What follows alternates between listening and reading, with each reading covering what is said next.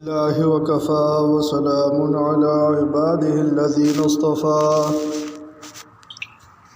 أما بعد فأعوذ بالله من الشيطان الرجيم بسم الله الرحمن الرحيم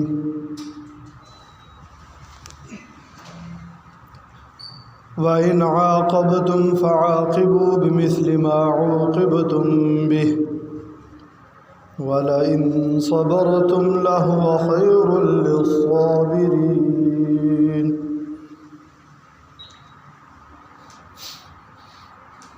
صدق اللہ العظیم وصدق رسولہ النبی الکریم ونحن على ذلك لمن الشاہدین والشاکرین والحمد للہ رب العالمین۔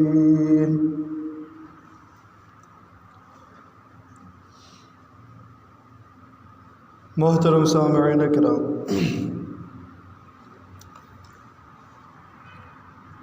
پچھلے جمعے میں جیسے کچھ باتیں عرض کی تھیں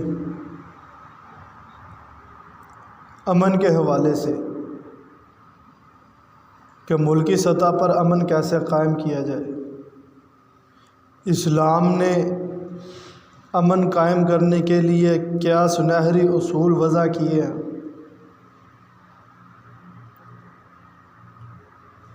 اب اس جمعے میں انشاءاللہ عالمی سطح پر اگر امن قائم کرنا ہو تو اس کے لیے قرآن کیا اصول بیان کرتا ہے اور ان اصولوں کی روشنی میں اللہ کے نبی نے مختصر سے وقت میں پورے جزیرہ عرب میں کیسے امن قائم کیا، انشاءاللہ اس کو بیان کروں گا۔ تو عالمی سطح پر دوسرے ممالک کے ساتھ اگر امن کے ساتھ رہنا چاہتے ہیں تو قرآن پاک نے اس کے لیے 4 اصول بیان کیا ہے۔ سب سے پہلا اصول بیان کیا ہے کہ اپنے اندر انسانیت کا احترام پیدا کر لو۔ آج ہمارے اندر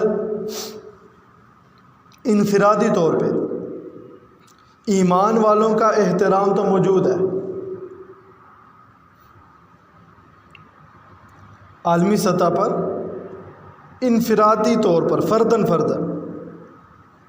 اگر ہمارے پاس کوئی افریقہ کے مسلمان آ جائیں، ہم سارا آنکھوں پہ بٹھائیں گے، ان کی خدمت کو اپنی سعادت سمجھیں گے، ان کے لیے ہر طرح کی قربانی دینے کو تیار ہیں۔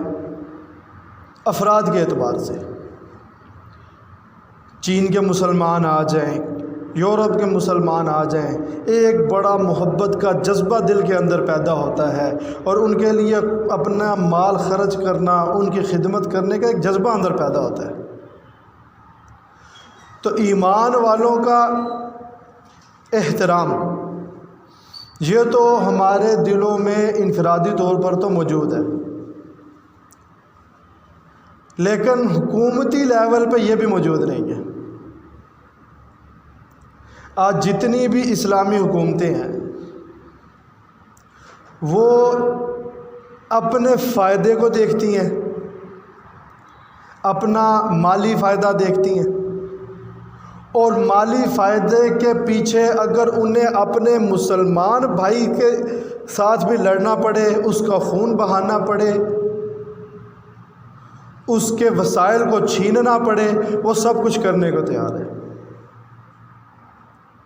تو ہم نے انسانیت کا احترام تو دور کی بات ہے، حکومتی لیول پر ہمارے اندر ایمان والوں کا احترام بھی نہیں ہے۔ تو سب سے پہلا اصول جو اللہ کے نبی نے بیان فرمایا یہاں پہ کہ اپنے اندر انسانیت کا احترام پیدا کرو، کہ بحیثیت انسان ہونے کے ہم سب ایک ہی ماں باپ کی اولاد ہیں، انسان ہونے میں سب برابر کے شریک ہیں، کوئی کسی سے چھوٹا نہیں، کوئی کسی سے بڑا نہیں ہے۔ چنانچہ آپ علیہ السلام کے سامنے سے ایک دفعہ ایک جنازہ گزرا، تو جس طرح جنازے کے احترام میں لوگ کھڑے ہو جاتے ہیں، ادب کرتے ہیں، غالباً کوئی ایسا ہی معاملہ پیش آیا تو ایک شخص فوراً بولا یا رسول اللہ یہ یہودی ہے، یعنی یہ یہودی ہے، اس کا احترام کرنے کی ضرورت نہیں ہے۔ اللہ کے نبی نے فوراً ٹوکا، الیست نفسا، کیا یہ ایک انسانی جان نہیں ہے؟ اگر اس وجہ سے اس کا احترام نہیں کر رہے ہو کہ یہ میرے مذہب والا نہیں ہے، تو اس وجہ سے ہی اس کا احترام کر لو کہ یہ ایک انسانی جان تو ہے۔ تو سب سے پہلا اصول جو بیان کیا ہے، عالمی سطح پر اگر اطمینان چاہتے ہیں، امن چاہتے ہیں، اپنے اندر انسانیت کا احترام پیدا کر لیں۔ اور دوسرے نمبر پہ جو سب سے بڑا اصول بیان کیا ہے، صلح پسندی۔ اللہ پاک نے قرآن پاک میں اصول بیان کر دیا، وَالصُّلْحُ خَيْرٌ، صلح ہمیشہ خیر کا باعث بنتی ہے، صلح ہمیشہ خیر کا باعث بنتی ہے۔ فتح مکہ سے پہلے صلح حدیبیہ کے موقع پر جب مسلمانوں نے بڑی سخت شرائط کو منظور کیا کافروں کی صلح کرنے کے لیے، 10 سال کا معاہدہ ہوا تھا، اب صحابہ سارے غصے میں ہیں کہ یہ کیسا معاہدہ ہو گیا، پریشان ہیں۔ اللہ پاک قرآن پاک میں کیا شاہ فرما رہے ہیں، انا فتحنا لک فتحا مبینا، یہ تو بہت بڑی فتح ہے آپ لوگوں کی، لیکن وقتی طور پہ اس کی فتح سمجھ میں نہیں آئی ہے۔ تو صلح پسندی، مسلمان ہمیشہ صلح پسند ہوگا۔ اور تیسرا اصول جو بیان کیا ہے وہ ہے درگزر کر دینا، وَجَزَاءُ سَيِّئَةٍ سَيِّئَةٌ مِثْلُهَا فَمَنْ عَفَا وَأَصْلَحَ فَأَجْرُهُ عَلَى اللَّهِ، برائی کا بدلہ اس جیسی برائی سے لے سکتے ہو، لیکن جو معاف کر دے اور صلح کر لے تو اس کا اجر اللہ کے ذمہ ہے۔ ایک دوسری جگہ شاہ فرمایا، وَإِنْ عَاقَبْتُمْ فَعَاقِبُوا بِمِثْلِ مَا عُوقِبْتُمْ بِهِ، اگر کوئی تمہارے ساتھ برائی کرتا ہے، جتنا اس نے تمہارے ساتھ برا کیا ہے، جتنا جرم تمہارے ساتھ کیا ہے، جتنا ظلم تمہارے اوپر کیا ہے، اتنا ظلم تم بھی اس کے ساتھ کر سکتے ہو۔ وَلَئِن صَبَرْتُمْ لَهُوَ خَيْرٌ لِّلصَّابِرِينَ، اگر صبر کر جاؤ تو یہ صبر کرنا یہ بدلہ لینے سے بہتر ہے۔ چنانچہ آپ انسانیت کا احترام بھی کرتے ہیں، صلح پسندی سے بھی رہ رہے ہیں، درگزر سے کام بھی لے رہے ہیں، اس کے باوجود بھی اگر کوئی باز نہیں آتا تو پھر اللہ پاک نے ایک اور اصول بیان کیا ہے، وَأَعِدُّوا لَهُم مَّا اسْتَطَعْتُم مِّن قُوَّةٍ، پھر اپنا دفاع مضبوط کرو، اتنا مضبوط کرو، اتنا مضبوط کرو کسی کو تمہاری طرف میلی آنکھ ڈالنے کی جرت نہ ہو۔ پھر اپنا دفاع خوب مضبوط سے مضبوط بناؤ، اتنے کمزور نہ بنو کہ لوگ تمہارے اوپر چڑھ دوڑیں، اتنے میٹھے بھی نہ بنو کہ لوگ تمہیں نگل جائے اور تم تماشا دیکھتے رہ جاؤ، لیکن اپنا دفاع مضبوط کرو۔ کتنا مضبوط کرو؟ مستطاعتم، جتنی قوت بھی خرچ کر سکتے ہو وہ ساری کی ساری خرچ کر کے اپنا دفاع مضبوط کرو، مستطاعتم، ساری طاقت لگا دو۔ لیکن یہ کس لیے ہو؟ اپنا دفاع کرنے کے لیے۔ کیوں؟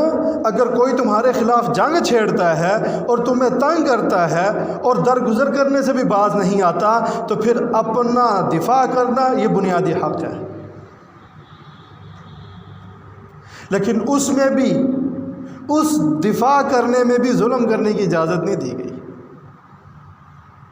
چنانچہ اسلام کیا کہتا ہے؟ اگر کہیں بھی جنگ ہو جاتی ہے تو معصوم بچوں کو نہیں کچھ کہہ سکتے، عورتوں کو کچھ نہیں کہہ سکتے، اور راہبوں کو کچھ نہیں کہہ سکتے، بوڑھے لوگ جو جنگ سے الگ ہیں ان کو کچھ نہیں کہہ سکتے، لاشوں کی بے حرمتی نہیں کر سکتے۔ عربی میں مصلح کرنا اسے کہتے ہیں، مصلح کرنا۔ پرانے زمانے میں جب یہ لوگ جنگ کرتے تھے تو اپنے دشمنوں کے ساتھ کیا کرتے تھے؟ گردن الگ کرتے تھے، گردن کاٹی یا چہرے کی ساری کھال نوچی، وہ چہرے کی وہ سر کا یہ ہڈی نکالی، اس کو صاف کر کے دھو کے اس میں شراب پیا کرتے تھے۔ تو اسلام نے ایسی ساری چیزوں سے منع کیا ہے کہ عین حالت جنگ میں بھی اپنا دفاع کرنا بنیادی حق ہے، لیکن اس حالت میں بھی جس سے تمہیں کوئی خطرہ نہیں ہے اس کے خلاف بھی کوئی ایکشن لینے کی اجازت نہیں ہے، اس کے اوپر بھی ظلم کرنے کی اجازت نہیں ہے۔ اب دیکھنا یہ ہے کہ آپ علیہ الصلوۃ والسلام نے ان اصولوں کے اندر رہ کر جزیرہ عرب کے اندر کیسے امن قائم کیا ہے۔ مکہ مکرمہ کے اندر آپ علیہ الصلوۃ والسلام 13 سال تک صبر کرتے رہے۔ 13 سال تک وہ کون سا ظلم تھا جو آپ علیہ الصلوۃ والسلام اور مسلمانوں پہ نہیں ڈھایا گیا؟ نئے نئے طریقے ظلم کے، تکلیف پہنچانے کے مسلمانوں کے ساتھ روا رکھے گئے ہیں، لیکن آپ علیہ الصلوۃ والسلام ایک ہی جملہ تھا، صبر کرو صبر کرو، ان اللہ مع الصابرین، اللہ کی مدد چاہیے تو صبر کرو، صبر کرنے والوں کے ساتھ اللہ ہے۔ 13 سال آپ علیہ الصلوۃ والسلام ہر طرح کی تکلیف برداشت کیا، صبر کرنے کا حکم دیا اور اپنی آنے والی امت کو یہ سبق دیا کیسے ہی ناگوار حالات نہ آ جائیں، صبر کا دامن ہاتھ سے کبھی بھی مت چھوڑنا۔ وَإِن صَبَرْتُمْ لَهُوَ خَيْرٌ لِلصَّابِرِينَ۔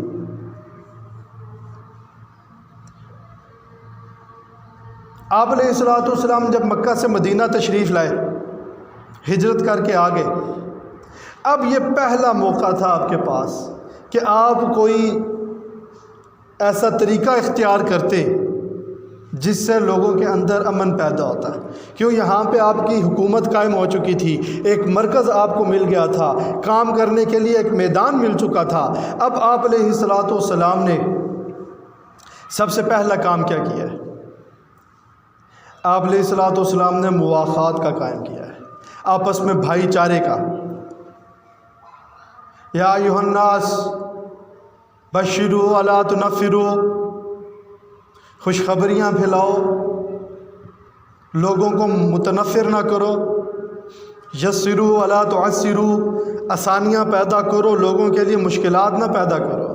وکونوا عباد اللہ اخوانا، اللہ کے بندو بھائی بھائی بن کر آپس میں رہو۔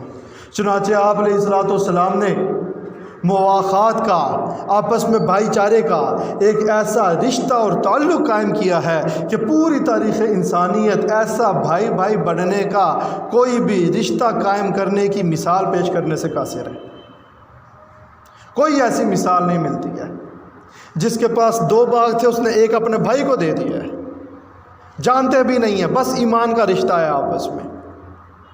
2 گھر ہیں، ایک گھر اپنے بھائی کو دے دیا ہے۔ حتیٰ کہ ایک صحابی نے تو یہاں تک کہہ دیا میری 2 بیویاں ہیں، ایک کو طلاق دیتا ہوں، عدت گزارے گی تو مجھ سے شادی کر لینا۔ کیوں؟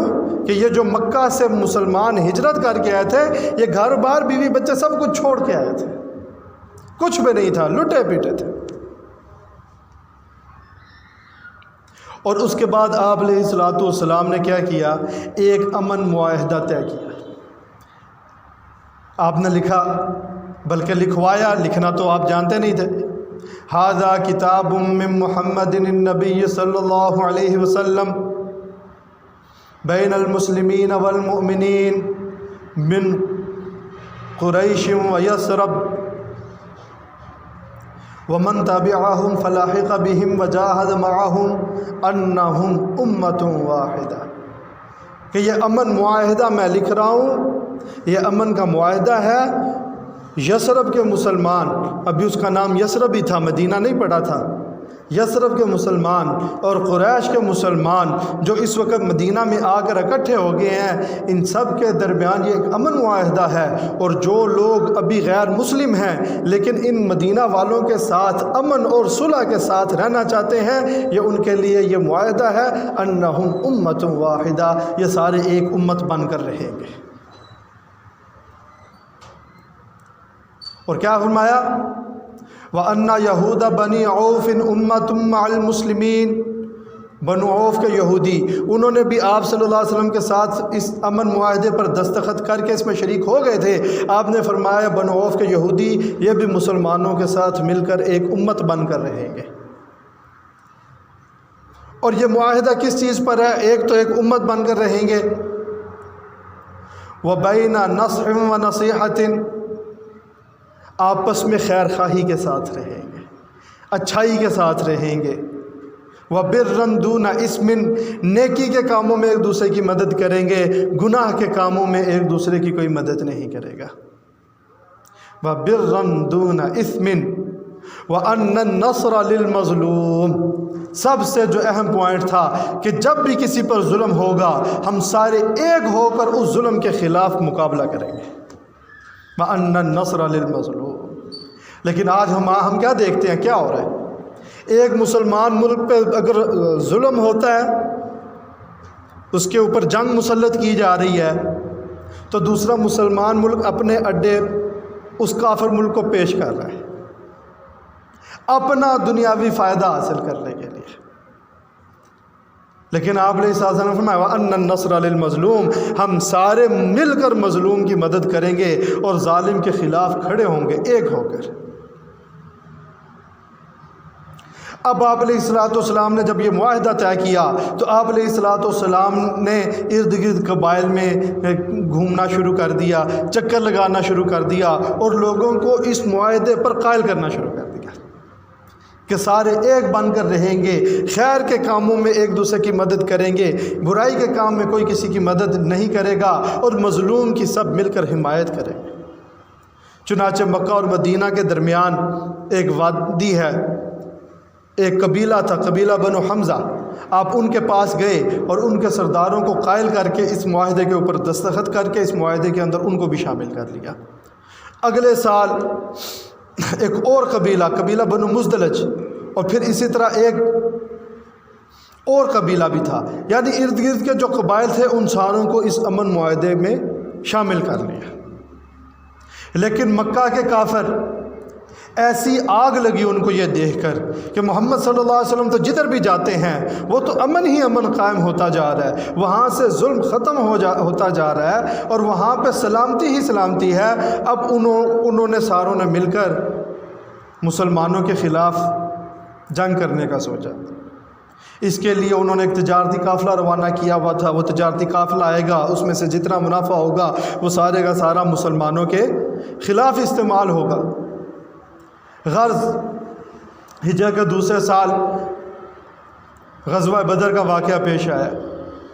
اب غزوہ بدر کے موقع پر 70 کافر قتل ہوئے ہیں، 70 کافر قید ہوئے ہیں۔ اب جب یہ کافر قید ہوئے ہیں، اب مسلمانوں نے وہ جو ظلم کی چکی میں پیسے تھے نا، آج انتقام لینے کا موقع تھا۔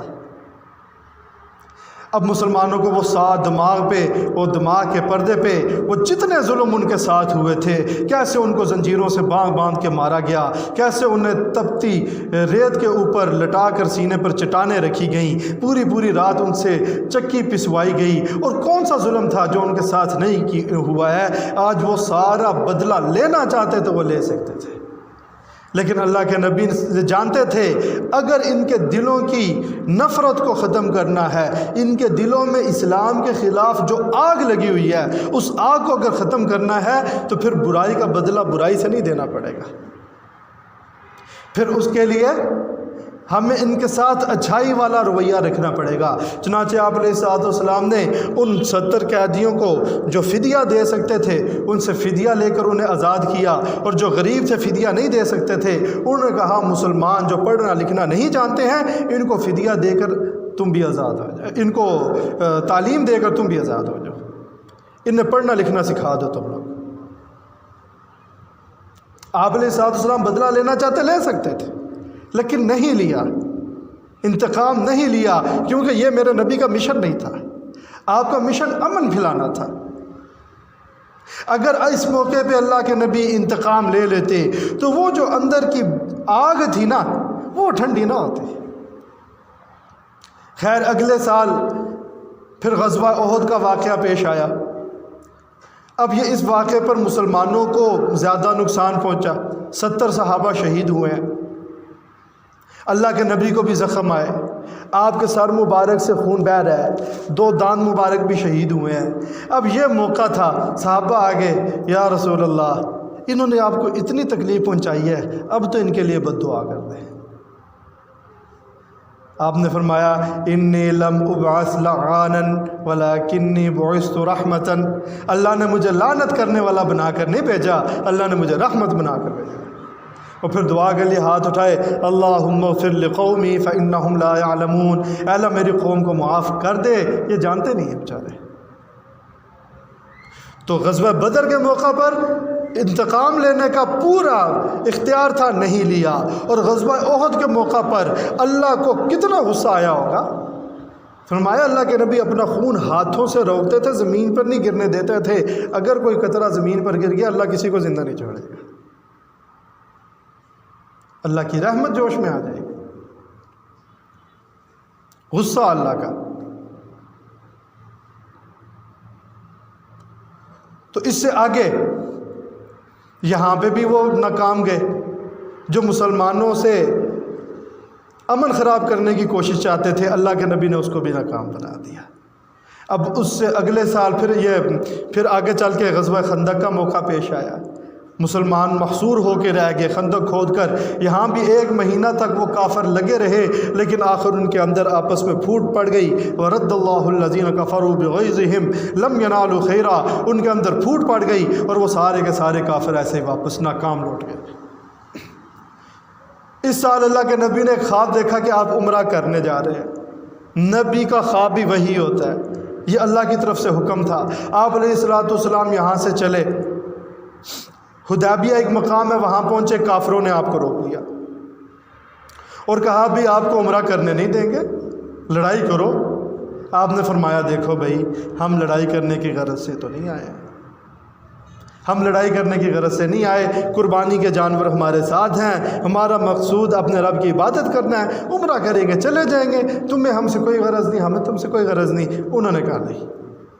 اللہ کے نبی جان چکے تھے کہ یہ لوگ اب تھکے ہوئے ہیں، کیونکہ غزوہ خندق کے موقع پر جو ان کے اندر پھوٹ پڑی تھی نا، اللہ کے نبی سمجھتے تھے اب یہ تھکے ہوئے ہیں، اب ان کے اندر مل کر لڑنے کا حوصلہ کوئی نہیں ہے۔ اللہ کے نبی نے اس موقع کو غنیمت جانا اور ان کو کہا اچھا آؤ ہم 10 سال کا نا امن کا معاہدہ کر لیتے ہیں۔ یہاں بھی لڑائی کو ترجیح نہیں دی ہے، ہم 10 سال کا امن کا معاہدہ کر لیتے ہیں، سارے امن کے ساتھ رہیں گے، کوئی کسی کے خلاف جنگ نہیں کرے گا۔ انہوں نے بھی کہا اچھا چلو ٹھیک ہے۔ اب جب یہاں پر شرائط طے ہوئی ہیں، کیسی کیسی سخت شرائط طے ہوئی ہیں کہ جو کافر مسلمان ہوگا مسلمانوں کو وہ واپس کرنا پڑے گا، اور جو مسلمان کافر ہوگا کافر اس کو واپس مسلمانوں کے حوالے نہیں کریں گے۔ اب یہ کوئی شرط ماننے والی ہے، لیکن اللہ کے نبی نے امن قائم رکھنے کے لیے اس شرط کو بھی منظور کر لیا، اور کیا فرمایا اس سال آپ عمرہ نہیں کریں گے، اس سال آپ ایسے ہی واپس جائیں گے۔ آپ نے اس کو بھی منظور کر لیا۔ پھر اس کے بعد جو جس قبیلے کے ساتھ الحاق کرنا چاہے وہ کرے گا، کسی پہ کوئی پابندی نہیں ہے، آپ نے اس کو بھی منظور کر لیا۔ چنانچہ آپ وہاں سے واپس ہوئے اور اللہ پاک نے قرآن پاک میں آیات اتار دی کہ یہ تو کھلی فتح ہے۔ فتح کیسے ہے؟ غزوہ خندق کے موقع پر 3000 مسلمان تھے، لیکن صرف 2 سالوں کے اندر 13 سال پہلے مکہ والے ملا لیں اور تقریباً 5-6 سال یہ والے ملا لیں، صرف ٹوٹل 3000 مسلمان ہیں۔ اور جب یہ امن معاہدہ قائم ہوا ہے مسلمان اور کافروں کے درمیان، تو صرف ان 2 سالوں کے اندر 7000 لوگ اور اسلام میں داخل ہوئے، اسلام پھیل گیا۔ چنانچہ 2 سال گزرے تو کفار مکہ نے اس معاہدے کی خلاف ورزی کی۔ معاہدہ ہوا تھا کہ وہ مظلوم کسی غلط حمایت نہیں کریں گے کسی قبیلے کی، ایک قبیلے کے ساتھ ظلم ہوا، کفار مکہ نے ان کا ساتھ دیا۔ اللہ کے نبی نے فرمایا آپ نہیں، آپ نے 10,000 کا مسلمانوں کا لشکر لیا اور مکہ کی طرف چل پڑے۔ اب جب مکہ سے باہر پہنچے، اب مسلمانوں کی تعداد 10,000، کافروں کی تعداد تھوڑی ہے۔ اب وہ سارے ڈر گئے کہ اللہ کے نبی کے پاس افرادی قوت بہت زیادہ تھی۔ اب وہ سارے ڈرے ہوئے ہیں کہ جیسے باقی بادشاہ کرتے ہیں، جب حملہ کرتے ہیں مردوں کو قتل کرتے ہیں، عورتوں کی عزت لوٹی جاتی ہے، گھر بار سب کچھ چھین لیتے ہیں، ہمارے ساتھ بھی یہی کچھ ہوگا۔ لیکن اللہ کے نبی نے وہ جو دلوں کے اندر نفرت اور دشمنی اور عداوت تھی اس کو ختم کرنا چاہتے تھے۔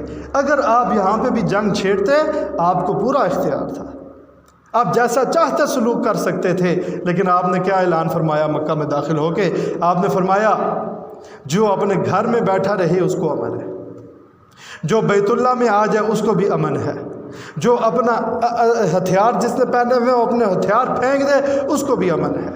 جو بھاگے گا ہم اس کا پیچھا نہیں کریں گے، جو قید ہوگا ہم اس کو قتل نہیں کریں گے، جو حکیم بن حزام کے گھر میں پناہ لے لے، یہ سردار تھا، اس کو بھی امن ہے، جو ابو سفیان کے گھر میں پناہ لے لے اس کو بھی امن ہے۔ غرض آپ نے ساروں کو امن دے دیا۔ اب آپ علیہ السلام وہاں جلوہ فروز ہیں،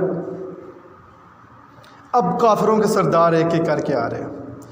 اکرمہ بن ابی جہل آتا ہے جس نے ساری زندگی مسلمانوں کو تکلیف دینے میں گزاری ہے اور کوئی موقع ایسا نہیں چھوڑا جو اس نے مسلمانوں کو تکلیف کرنے کا اس نے ہاتھ سے ضائع کر دیا ہو، کوئی موقع نہیں چھوڑا۔ وہ آیا، صحابہ نے کہا یا رسول اللہ اکرمہ آیا ہے۔ آپ نے فرمایا مرحبا بک، مرحبا مرحبا، اس کو سینے سے لگایا، کہا تیرا آنا مبارک۔ اس نے کلمہ پڑھا، آپ نے کہا کوئی بات نہیں۔ اس کے بعد حبار بن اسود آیا۔ حبار بن اسود یہ کیسا بدبخت آدمی تھا جس نے رسول پاک صلی اللہ علیہ وسلم کی بیٹی حضرت زینب رضی اللہ تعالی عنہ کو نیزہ مارا تھا، جو مارنے کی کوشش کی، وہ اونٹ سے گری تھی اور زخمی ہوئی، اور پھر اسی زخم میں ان کا انتقال ہوا۔ بیٹی کا قاتل سامنے آیا، آپ نے فرمایا جاؤ معاف کیا، جاؤ معاف کیا۔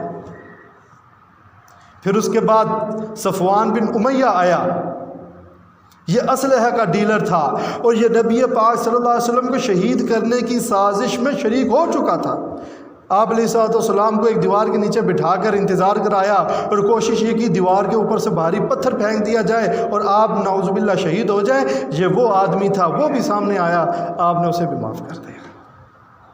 ہند آئی جس نے آپ کے چچا حضرت حمزہ رضی اللہ تعالی عنہ کا سینہ مبارک چاک کر کے دل نکال کر چبایا تھا، آپ نے اس کو بھی معاف کر دیا۔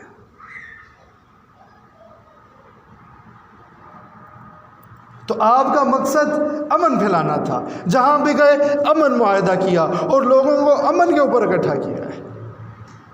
اور کیا تھا، گناہ کے مقابلے کام میں کوئی بھی کسی کے ساتھ شریک نہیں ہوگا، اس کو روکیں گے، نیکی کے کام میں ایک دوسرے کی مدد کریں گے، مظلوم کی سارے مل کر مدد کریں گے اور ظالم کے خلاف سب مل کر ایک ہو جائیں گے۔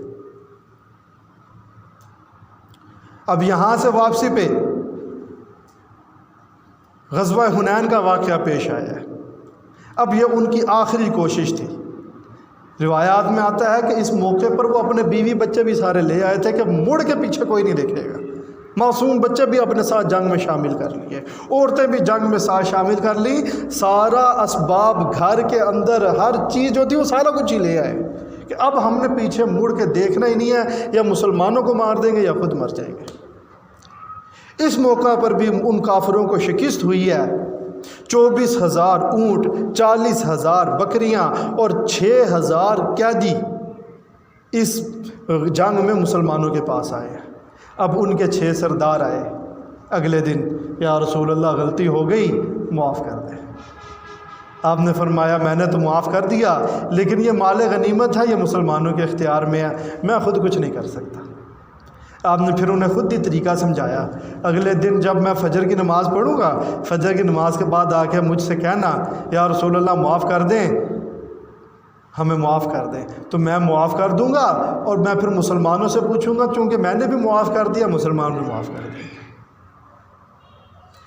چنانچہ اگلے دن جب وہ آئے اور معافی کے خواستگار ہوئے، اللہ کے نبی نے فرمایا اچھا میں نے تو معاف کر دیا، مسلمانوں سے پوچھ لو۔ مسلمانوں نے کہا یا رسول اللہ ہم نے بھی معاف کر دیا جب آپ نے معاف کر دیا۔ اب یہ آخری موقع تھا، اس کے بعد پھر کسی کے سینے میں اسلام کے لیے نفرت باقی نہیں رہی۔ تھے کافر، لیکن اب مسلمانوں کو کوئی تنگ نہیں کرتا تھا۔ دلوں کے اندر جو آتش فشاں تھا نا، لاوا تھا، جو آگ تھی اسلام کے خلاف، وہ ساری کی ساری بجھ چکی تھی۔ اب اسلام پوری دنیا میں تیزی کے ساتھ پھیلا ہے، اور پھر کسی نے مسلمانوں کے خلاف اس طرح حملہ کرنے کی جرت نہیں کی ہے۔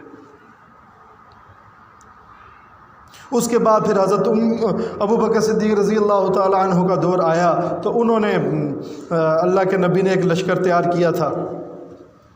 700 صحابہ کرام جو شہید ہو گئے تھے کافروں نے شہید کیے تھے، اس کے لیے لشکر تیار کیا تھا۔ وہ 700 صحابہ مظلوم تھے نا، ناحق قتل کیا تھا، دھوکے سے قتل کیا تھا۔ آپ نے سب معاہدہ یہ کیا تھا کہ ظالم کے خلاف سب ایک ہو کر لڑیں گے۔ آج بھی جتنے مسلمان ممالک ہیں، اگر یہ آپس میں طے کر لیں، جتنی اس وقت معدنیات جتنی بھی ہے، جتنے بھی وسائل ہیں، وہ سارے مسلمان ملکوں کے پاس ہیں۔ تیل کے ذخائر ہیں، دوسرے گیس کے ذخائر ہیں، سونے چاندی کی کانیں ہیں، ہر طرح کی اس وقت جتنی بھی نعمتیں مسلمانوں کے پاس ہیں۔ لیکن مسلمان اپنی خواہشات کو پورا کرنے کے لیے، اپنے جذبات کی، غلط جذبات کی تسکین کے لیے، وہ صرف پیسے کو اپنا معبود بنا رکھا ہے، اپنی خواہشات کو اپنا معبود بنا رکھا ہے، اور اس کے لیے انہیں چاہے کسی مسلمان ملک کو تاراج کیوں نہ کرنا پڑے وہ کرنے کو تیار ہے۔ کافروں کی مدد کیوں نہ کرنی پڑی مسلمان۔ ابھی یہ کچھ دنوں پہلے کی خبر ہے کہ اسرائیل نے جو فلسطین کا علاقہ ابھی وہ اپنے قبضے میں کیا ہے، ناجائز یہودی ریاست وہاں پہ قائم کرنے کے لیے UAE نے وہاں پہ اپنے کاروبار کرنے کے لیے ان کو درخواست دی ہے، ہم یہاں پہ اپنا روپیہ پیسہ لگانے کو تیار ہیں۔ تو ان لوگوں کا پھر یہی جواب تھا، اب ہمیں دنیا میں کسی سے کوئی امید نہیں ہے، اللہ ہی پہ ہے، اب دنیا میں ہم کسی سے کوئی امید نہیں لگا سکتے کہ کون ہمارے ساتھ خیر خواہ ہے۔ کوئی اپنے مسلمان بھائی ہیں نا، تو اسلام کے نام پر ہی نہ سی، کم از کم انسانیت کے احترام پر ہی ان لوگوں کا ہم ہمدردی، کس طرح کا ظلم ہے جو ان لوگوں سے نہیں ہو رہا، ہر طرح کا ظلم ان پر آزمایا جا رہا ہے، تو کم از کم اسلام کے نام پر نہیں صحیح، انسانیت کے نام پر ہی ان کے خیر خواہ ہو جاتے فلسطین والوں کے، اور اسرائیل کی مخالفت کر لیتے، لیکن ایسا کچھ بھی نہیں کر رہے۔ اسی وجہ سے آج پوری دنیا میں آگ لگی ہوئی ہے۔ اللہ جل شانہ سے دعا ہے اللہ پاک صحیح معنوں میں دین کو سیکھ کر اس کے مطابق عمل کرنے کی توفیق عطا فرمائے۔ وآخر دعوانا الحمدللہ رب العالمین۔